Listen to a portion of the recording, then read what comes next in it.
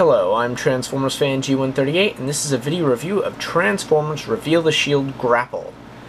And to be honest, this figure is pretty awesome. And yeah, he is very different, surprisingly, from the universe Inferno. And I will get into that more in robot mode. But for now, let's talk about this guy. I don't particularly love his character in the show. He was kind of whiny, being an artist and stuff, you know. I get that, but, you know, yeah. So, let's talk about the actual toy now. So, he's got his color change sticker here, which some grapples didn't actually come with. So I got a variant with, and it won't change color for me now, which is lovely. Oh, there it is. Yeah, you probably can't see it anyway.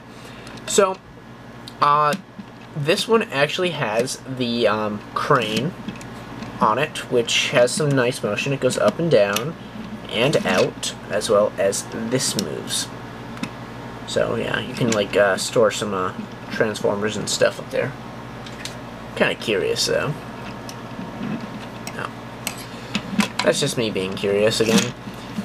Well, and it turns, but unfortunately it does not turn in the center. It turns on this peg here, so it doesn't actually stay quite like it should.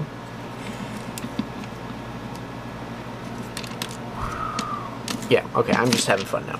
So, anyway, it rolls fantastically. These nice, oversized, free-flowing wheels. The underside looks nice, pretty yellow, but basic.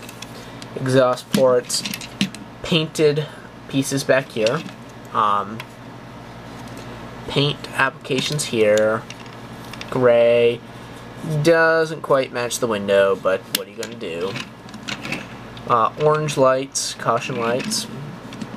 Yep, it's nice. I like it. It's got some molded detail back here. Wish they would have painted this black for like a cable. But, whatever. The main difference between this and the Japanese guy are the color of his head. This one is black, my preference, and the Japanese one's yellow. And that's to match the cartoon and comics. Personally, I'd rather have it black. Just because I think it looks better.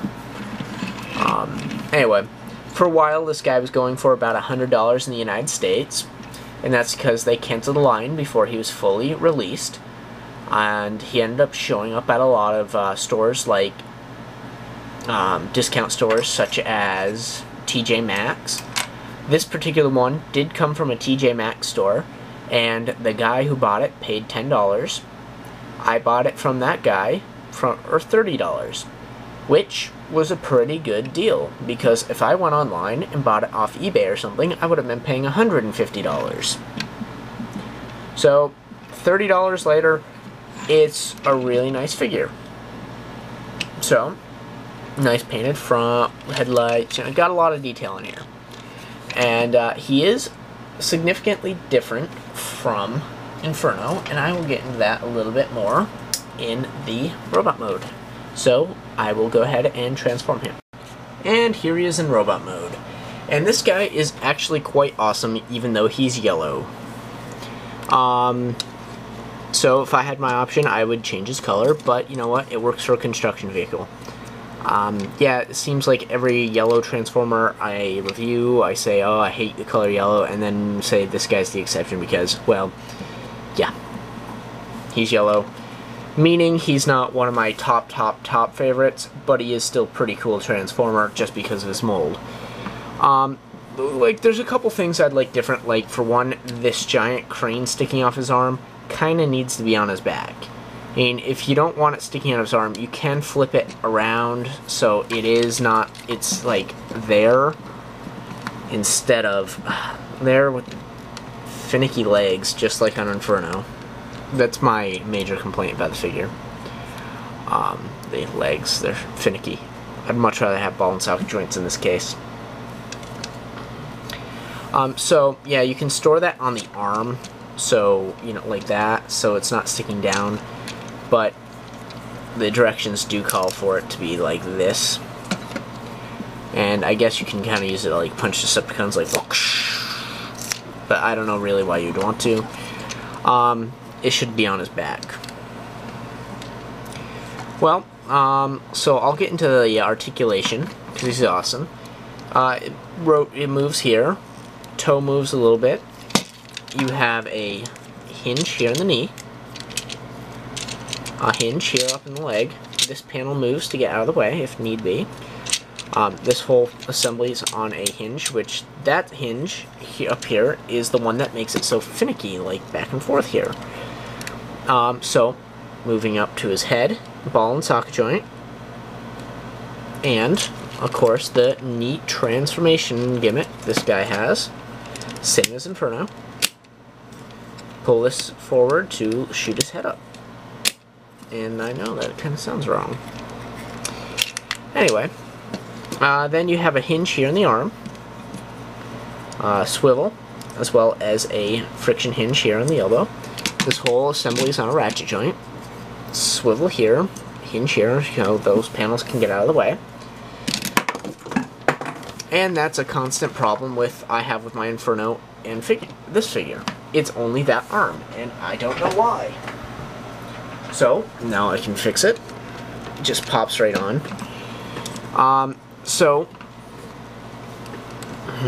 Where was I? Oh yes, this moves, like I said. So yeah, it has a decent range of motion. His hands do not rotate, and in fact, this time, his hands can't hold anything. They can't hold any 5mm weapon, which I initially found weird, but then when I looked at the rest of the Reveal the Shield line and all the other lines they're doing, like here's Perceptor, right off the top here. His hands are molded open, except he can actually hold things.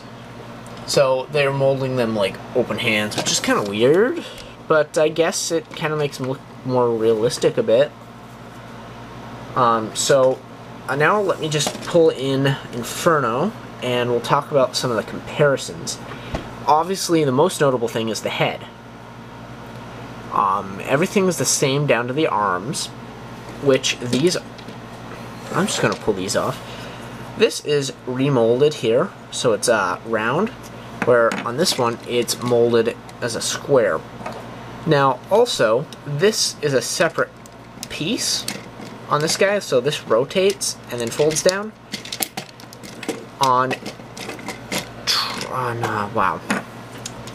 Grapple here, that's actually a solid piece. So they reduced this by 3 pieces. His hand, forearm, and panel are now all 1 piece, where it was 3 pieces on Inferno. This panel still does rotate out. It just does not rotate around. So now putting this arm back on the character, I think it's just because these joints are so tight on his arms here that I tend to pop those off, because I tend to pull them from here and not up here. Just something to look out for. Another notable difference is obviously the cannon to boom arm. And then the less noticeable, but still evident, foot. This one is much shorter toe than this one. Nice side by side, nice comparison here. So yeah, it's different. And I mean, the changes are pretty good, except for the hands. I'd much rather have him able to hold something.